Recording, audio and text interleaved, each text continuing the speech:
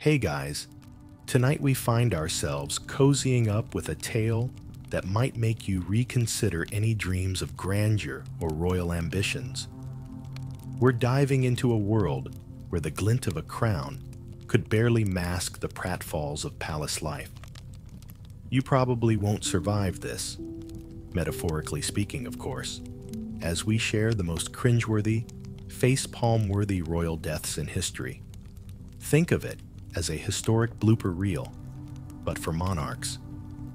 Before you get too comfy, feel free to tap like or subscribe, but only if you're genuinely enjoying the calm around here. Tell me where you're listening from and what time it is over there. I love seeing how far this sleepy little journey reaches. Now, go ahead and lower the lights. Maybe let a fan hum in the background, and let's drift gently into tonight's story together. You wake up one morning, yawning in your bed, with your feet just poking out from beneath the softest blanket you could find at that online sale. Imagine suddenly finding that you're king. You can hear the whispers from the court and the soft hum of expectation in the air. But our dear King Edwig of England, he did not wake up as a king. He stumbled into it. Picture this. You're at a royal banquet, meant to be one of the most important ceremonies of your life. Instead, you're caught. Well, not exactly paying attention. Okay, here's what really went down. Edwig was missing when his own crowning needed him present. A monk found him, not pondering state matters or practicing his royal wave, but rather cozying up with his lady love in what we can only assume were the day's version of mismatched pajama pants. Historians still argue whether it was a sultry affair or just an innocent chat, but the embarrassment was all too real. And here's a fun parallel. It's like skipping a Zoom meeting because you're too busy binge-watching cat videos in the next room. Edwig's coronation certainly made a lasting impression. In some ways, it sounds like a royal coming-of-age teen drama. Not exactly the historical stature you'd imagine for a monarch. Can you picture the 10th century chatter on the medieval equivalent of TikTok? Kingdom gossip was surely its own kind of medieval meme. I mean, would you even say LOL in this scenario and not actually laugh? The medieval version of this would be whispering, "Oh, the scandal," while shaking your head dramatically. It's safe to say Edwig's start was as awkward as walking straight into a glass door. All this while your fuzzy slipper-wrapped feet gingerly stir beneath the covers, perhaps turning over to listen better to the night's next chapter as the glow of your reading lamp softly flickers in tune. You walk into a sun-soaked courtyard of medieval England, where knights are armoring up with more enthusiasm than the first sip of iced coffee on a hot day. You see King Henry II of France, the kind of guy who loved jousting like we love binge-watching cleaning videos instead of, actually cleaning. Ah, jousting. A sport where strength meets valor, meets a sharp, pointy thing aimed right at you. It was Henry's way of letting off steam, or maybe just his excuse to dress up in 16th century couture. Henry, a man of gallant spirit and a devil-may-care smile, decided to mount his steed for one last tournament to celebrate his daughter's wedding. The scene is lively, almost festive. You can almost hear the medieval fanfare adding a cinematic score to each gallop, each clank of armor, a world away from the humming of your fridge at night, or scrolling through tweets on 2% battery at 3 a.m., as if it's a nail-biting challenge. Henry's opponent, a dashing captain of his guard, lowered his lance, eyes set on victory. Historians still argue whether Henry insisted on competing despite age and aches, or whether he underestimated his younger opponent's enthusiasm. In any case, the match commenced with a thunderous charge. You know, like when you charge into the kitchen, fully intending to cook, and end up ordering pizza instead. This royal contest quickly took a hard left turn. The captain's lance accidentally shattered and splintered through the visor of Henry's golden helmet. It was one of those wardrobe malfunctions you can't just shrug off. You almost hear that gasp cutting through the anticipatory silence.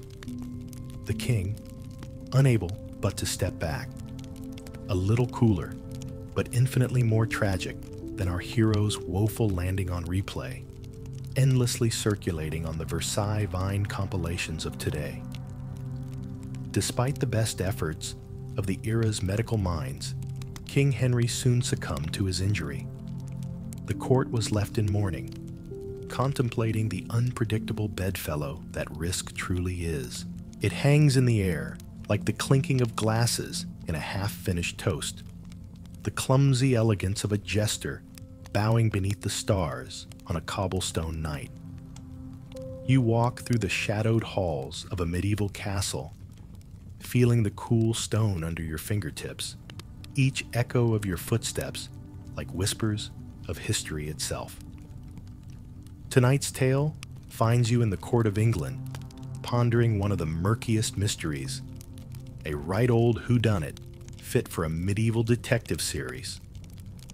We've got King Edward II, whose unfortunate destiny has left historians scratching their heads harder than when a search engine returns with no results found.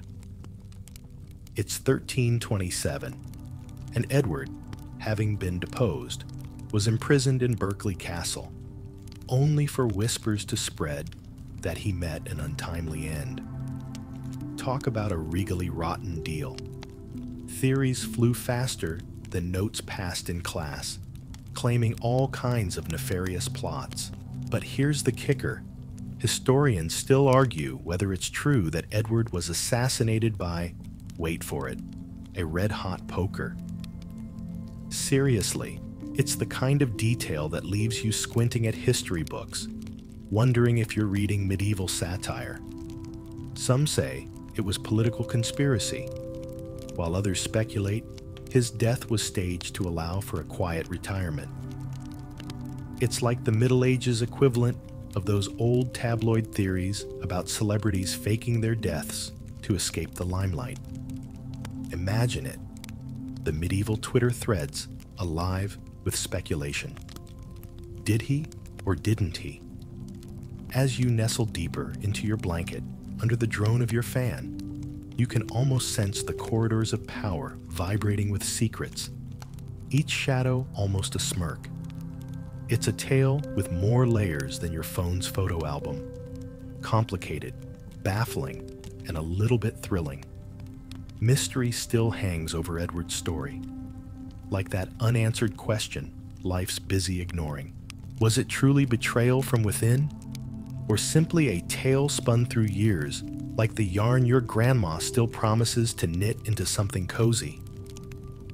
Whatever version you lean towards, it's one worthy of fireside whispers and knowing nods, spinning timeless fascination out of the fabric of age-old intrigue. With every rustle of leaves outside and the gentle creak of your settling room, one might even wonder if some mysteries are best left untouched, as murky as the shadows they cast. You pause, letting the tick of distant bells in a medieval tower echo faintly, just as you might hear the too cheerful morning alarm that you've already silenced 3 times. Tonight, the tale of King Martin I of Aragon greets you, finding him quietly attempting to settle in for the night. In 1410, Martin, aging and ailing, lay in a dimly lit chamber, perhaps draped in threadbare finery. There, he met his end in a manner so peculiar, it's the kind of story you'd hesitate before sharing at a dinner party. The legend goes that while Martin lay in what was supposed to be a tranquil evening, his court jester attempted to lighten the mood with a truly desperate joke, a bit about wild boars and vineyards, or something dismally cheesy. And you know that moment when you reply LOL in a text, but in reality, your face is as stony as an ancient gargoyle? Well, Martin chuckled himself right into the next life. Yes, laughter-induced demise. And no, I'm not making this up. Historians still argue whether this was a final coincidence of fate or embellishment, like adding more emojis to keep the conversation alive. Some assert that it might have been a heart attack fueled by humor, or the culmination of his various ailments. But the notion that one can laugh their way into eternity, admit it, it's both strangely sweet and woefully awkward, the kind of irony sitcoms can't write. You might picture it. The jester nervously awaiting reaction, the surreal freeze in time right before chuckles shifted to silence warmer than the candlelit room itself. A king brought low, not by blade or betrayal, but by a jovial quip. It's tales like these that offer a weirdly charming glimpse into how life's least predictable strands, humor, heart, and humanity, tug us along. And amid the soft cadence of a spinning fan blade and the dog curled against your side, you wonder if Martin's tale rings gentler than most, as much a reminder of life's inherent silliness as of its deeper, precious brevity. You find yourself wandering into the annals of royal saga, like scrolling through an endless list of unwatched shows, except these are moments from a history you can hardly believe happened. Meet Charles VIII of France, a king whose life took a turn as abrupt and inconvenient as accidentally liking an ex's picture from 2013 while sleep scrolling through Instagram. It's 1498, and Charles is feeling quite sprightly for a monarch attending a grand tennis game. I know tennis, believe it or not. Even in the 15th century, they had their own version of sneakers and doubles matches. Now Charles, lost in thoughts, or lost in translation, attempted to breeze through a doorway, possibly distracted by some royal mischief, or more likely, the wanton sway of play across the court. But here's the thing. Imagine trying to text while navigating through a crowd. You'll find your head colliding with a very firm, very historied threshold. You guessed it. The king gave his cranium a sound thwack on a low-hanging beam. Historians still argue whether Charles's subsequent mishap was due to carelessness or an unfortunate architectural oversight. Either way, he succumbed soon after, leaving behind a raised eyebrow of royal drama fit for a fatal sitcom laugh track.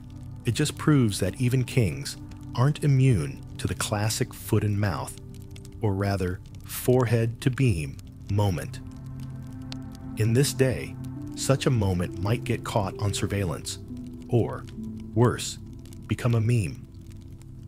You can practically feel the discomfort as courtiers exchanged awkward glances, avoiding eye contact with a pitifully unimpressive beam that now held an infamous place in history it never asked for. Was it a test of fate, or an accidental swipe to dismiss the royal calendar's relentless reminder? Lying cozily beneath your own hangout, perhaps pondering how close-by intercoms warn of "mind your head," you find solace in the connectedness of human folly. And in this tapestry of time, Charles VIII surfaces yet again, a reminder that not all power is protected from the common tumble of life's untidy moments.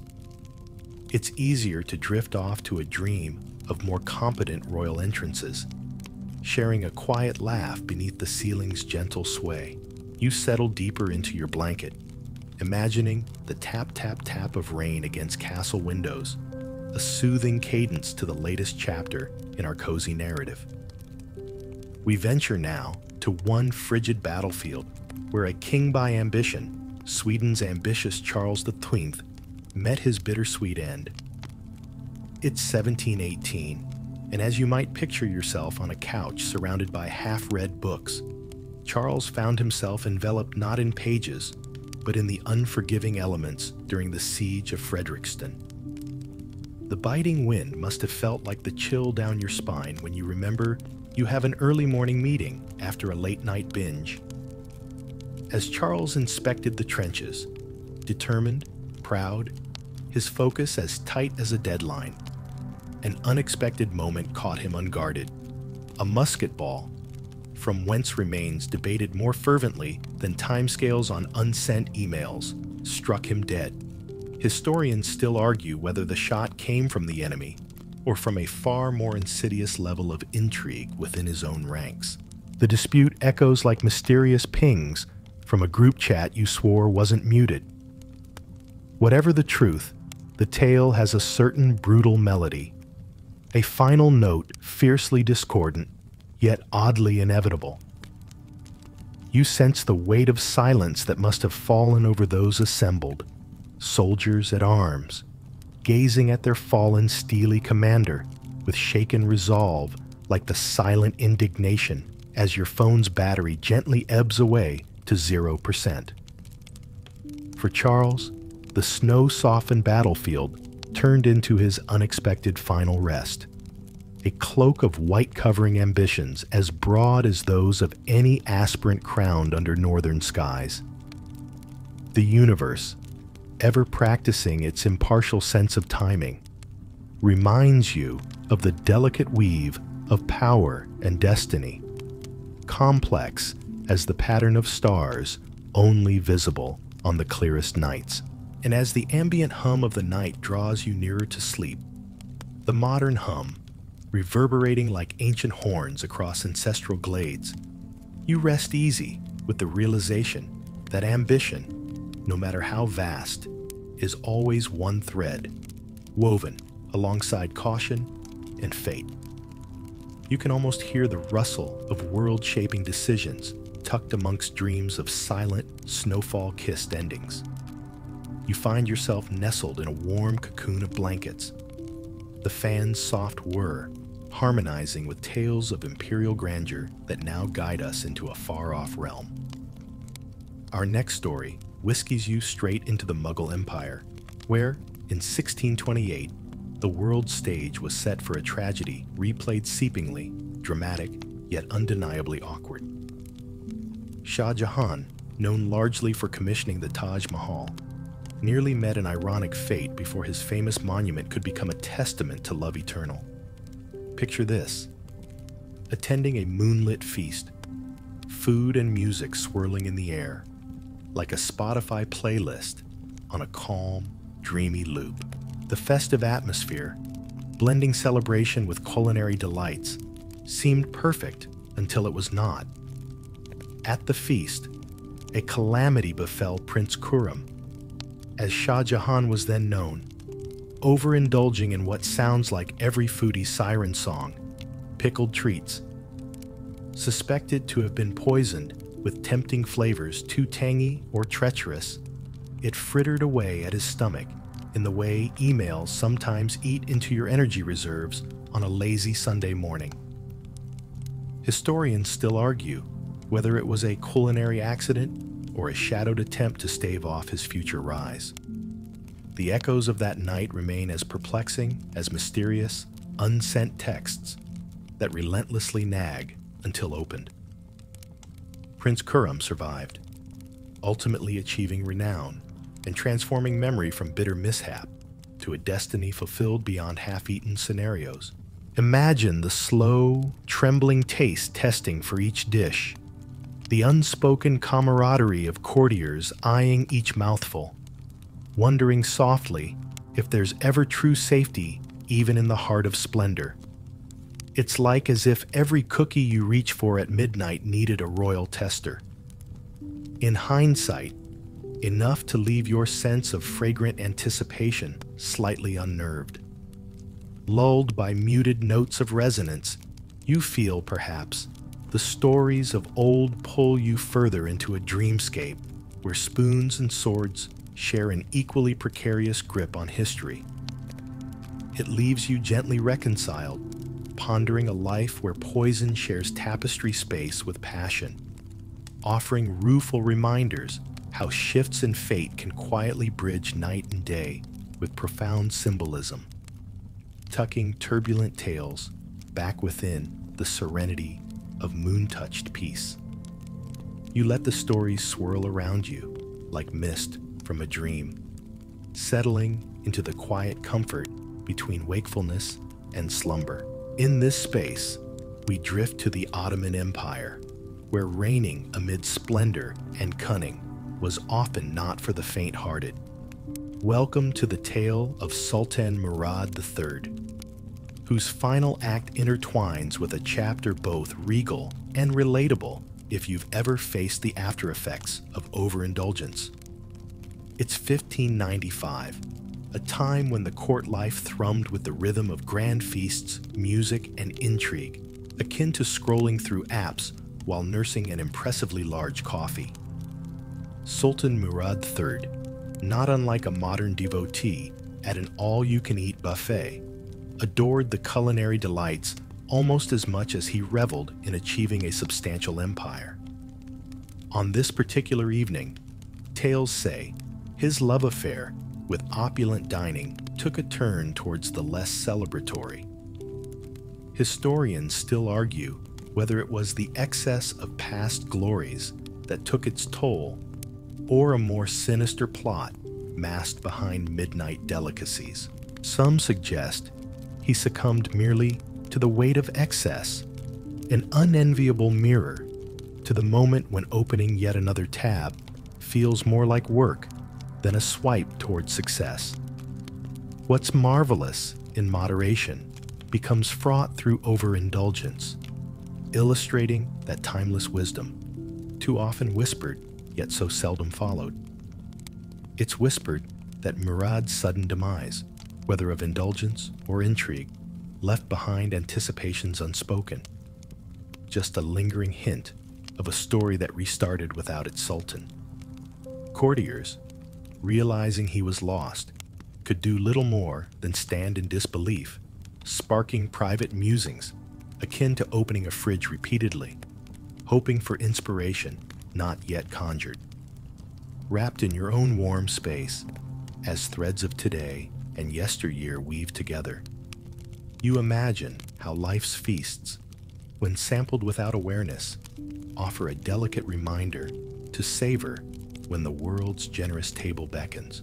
As the ambient solitude wraps around you, know these threads taper gently, guiding you toward dreams, evoking Sultan Murad's extravagant echoes, settling purposefully into the broader tapestry of shared human history, a narrative edge blurred seamlessly into timelessness. You nestle deeper into your cozy corner, the soft glow of fairy lights reflecting off nearby shelves, casting shadows that dance like echoes of ancient tales. Let's venture to the unnoticed corners of court intrigue, where a banquet's hum fades to whispers. Tonight, we find ourselves aboard the delicate glide of Henry I of England's unforeseen exit, a testament to both the perils of ambition and the calamities of carelessness. In 1135, Henry, a king much esteemed for his sharp mind and multiple reforms, decided his passion for lamprey, a rather slippery fish, mind you, was quite decent. Imagine indulging in a midnight snack, though less about ice cream and more concerning governance overshadowed by aquatic finery. This particular craving led to the king's downfall, perhaps the day's version of mistakenly gulping unfiltered tap water, with outcomes far more severe. Historians still argue whether it was truly love of lamprey that did it, whether Henry ignored his physician's dietary counsel in a fit akin to ignoring app notifications, promising just one more before inevitable overload. Chronicles record his demise rather more poetically, as heated, feverish reactions stretched into final silence beside flickering candlelight, implying nothing so much as fate teased by fancy. Imagine the discomfort of courtiers looking askance, muffling concern beneath pointed beards and tresses, the air resinous with unattended treaties and unvoiced ambitions. Henry's passion seems to remind one, unfavorably, of a deeply reluctant morning where adrenaline matches realization of sustained snooze alarm oversight. Noble or common, life unfoils simply, finding mastery precariously balanced across the whimsical span of choice. Burrow deep beneath your sleeping cloak. You see the tale unfold like a softly told cautionary adventure echoing through the night.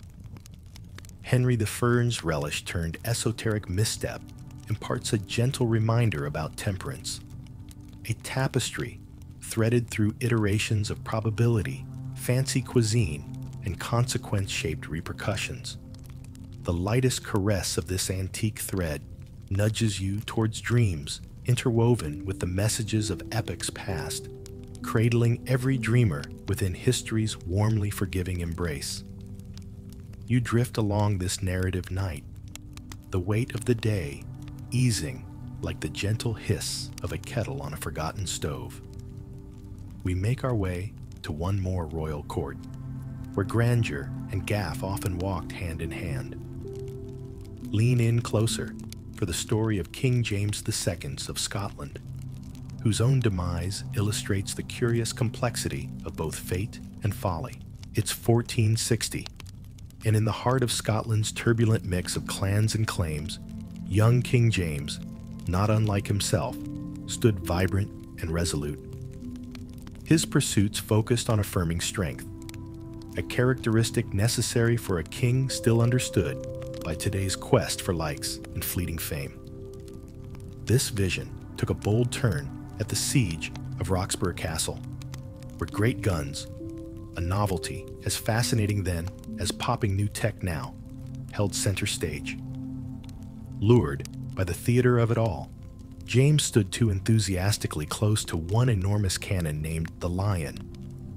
Its ensuing fiery roar proved tragically unpredictable, exploding with more force than an unmet deadline reaching fiery resolution at the 11th hour.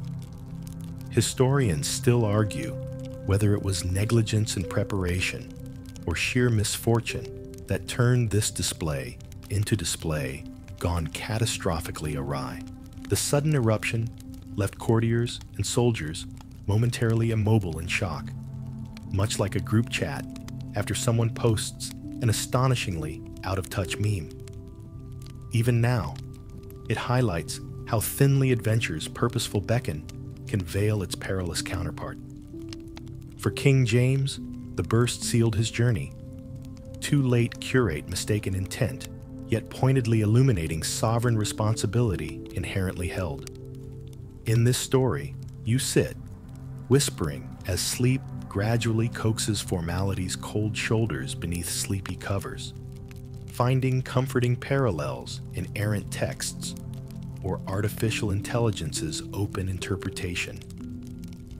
Lying cocooned in shadow's familiar warmth, perhaps pondering life's impressive might in humble attempts, you glide into a reverie where jest and jesters blur, where narrative dissolves, fingertips gentle curve like whispers in the fading luminescence of day's gracious decline, punctuating only the assurance of restful stars soon to rise.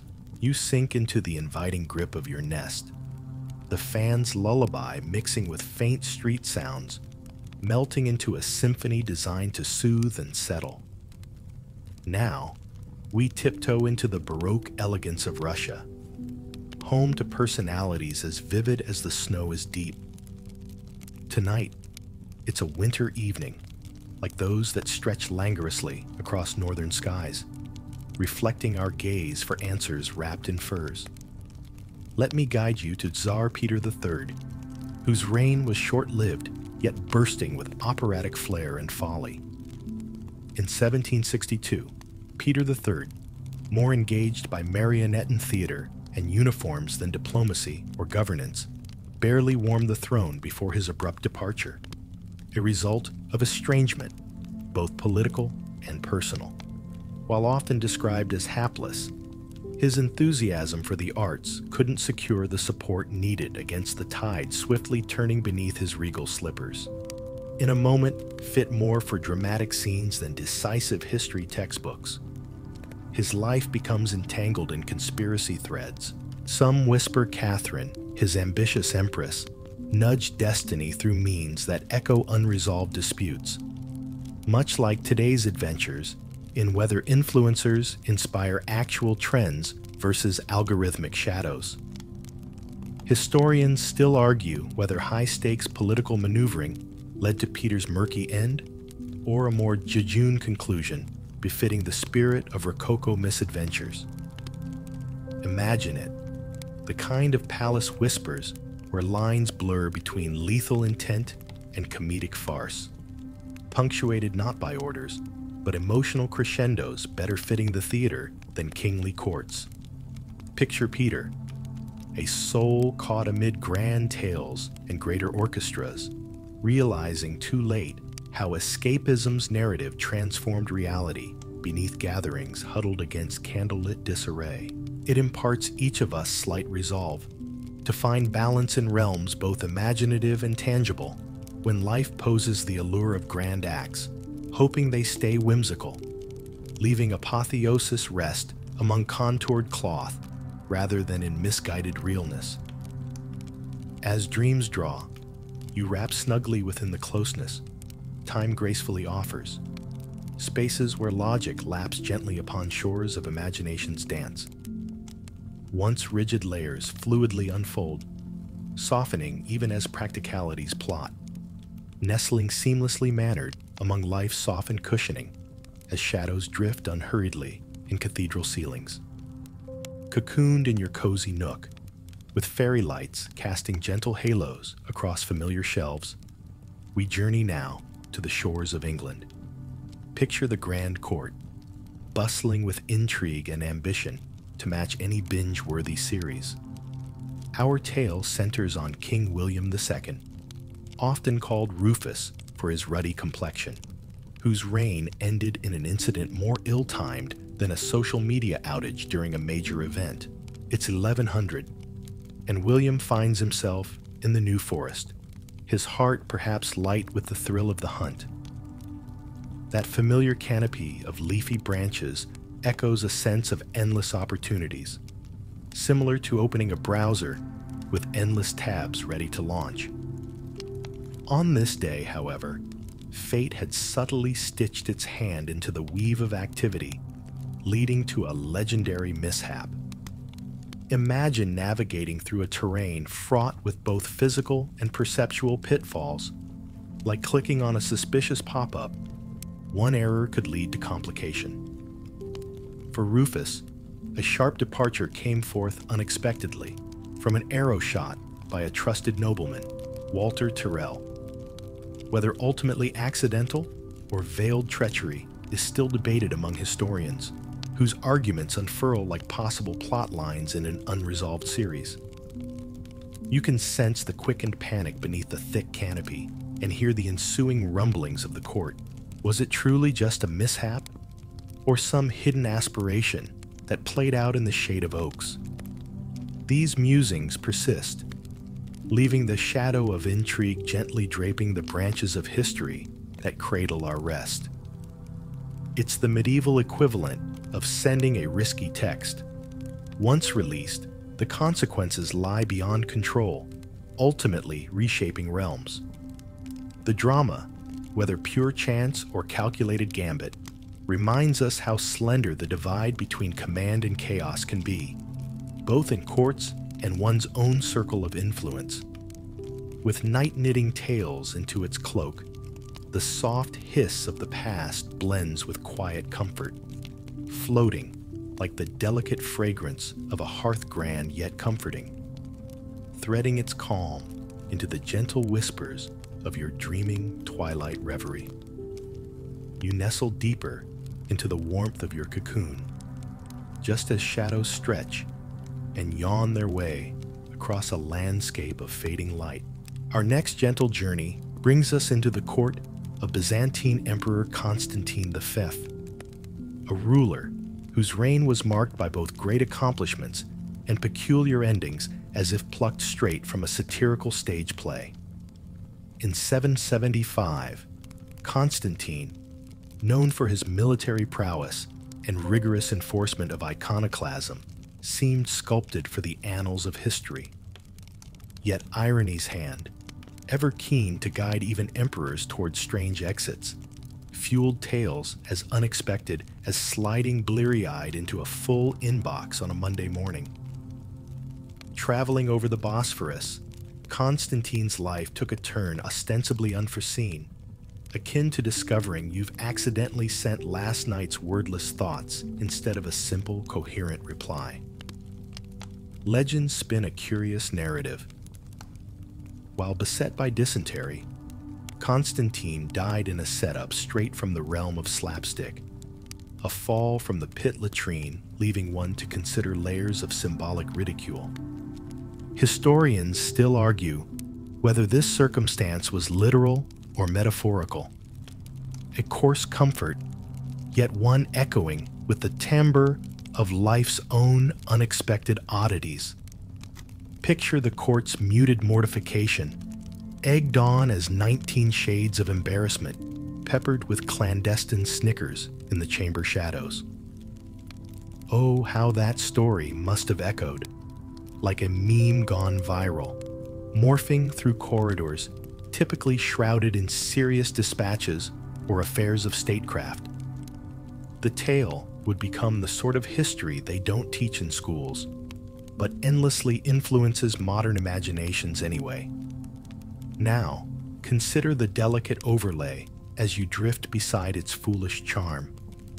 How slipping between imperial demands and nature's call leads momentarily errant souls back to humbler beginnings, tucking even grand gestures amidst life's deepest follies. Our nighttime reverie ensures, even when we stretch past limitations, humor weaves brightly amid our connections, softening time's edges and binding us to myriad shared stories, each strand united beneath life's timeless compositions that hold and nurture dreaming hearts. You recline in your imperceptibly sagging chair, feeling the warmth of the room wrap around you like an old, familiar storybook. Tonight, we wander through the halls of the Sun King, Louis XIV, whose court innovations still stir echoes in the hallowed corridors of Versailles. No better way to end our sleepy odyssey than with someone whose life seemed untouchably grand, yet printed its finale in the understated language of history's bewildering shivers. In 1715, as autumn leaves whispered their secrets to the ground, Louis XIV faced the inevitable close to his reign. There, beneath sparkling chandeliers, and amidst an air of opulence, you might liken his final days to scrolling a long feed with your phone on 1%. With the greatest legacy of any European monarch, even his ending carried a poignancy unlike any status update. Historians still debate whether his lengthy decline was due to complications from gangrene or simply the quiet exit prescribed by nature's ordinance.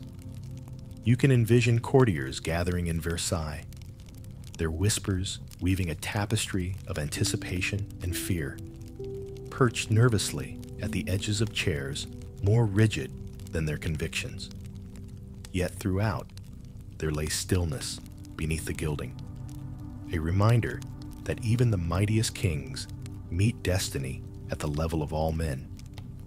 His decline was less fiery than the vibrancy he commanded upon Europe's canvases, rendering his story one that bridged regal grandeur with quintessential humility.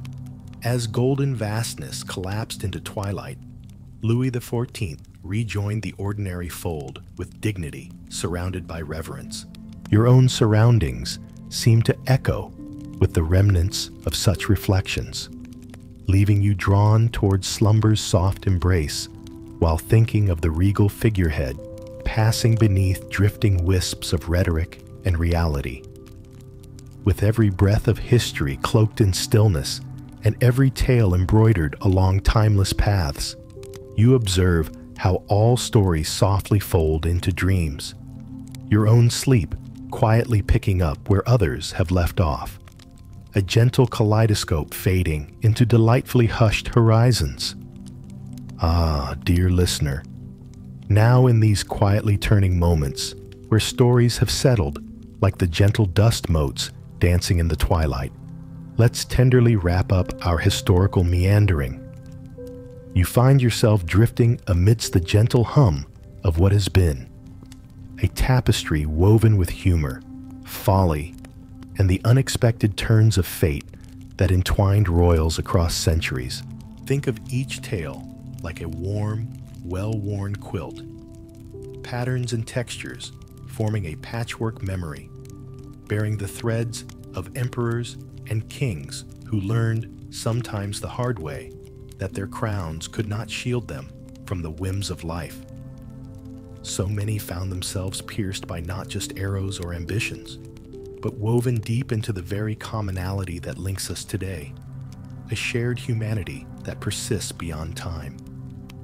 So, as history softly hums you a lullaby, let the tales rock you into a place where past and present kiss like soft fog on dewy mornings, coloring your dreams with vivid reminders of the lessons learned, to laugh, to ponder, and indeed, to tread ever ahead with gentle hearts. It's the way each moment blends seamlessly into the next, the spaces between offering whispers of what might be, tenderly keeping you company as the world, over billions of slumbering souls, listen along their own story threads.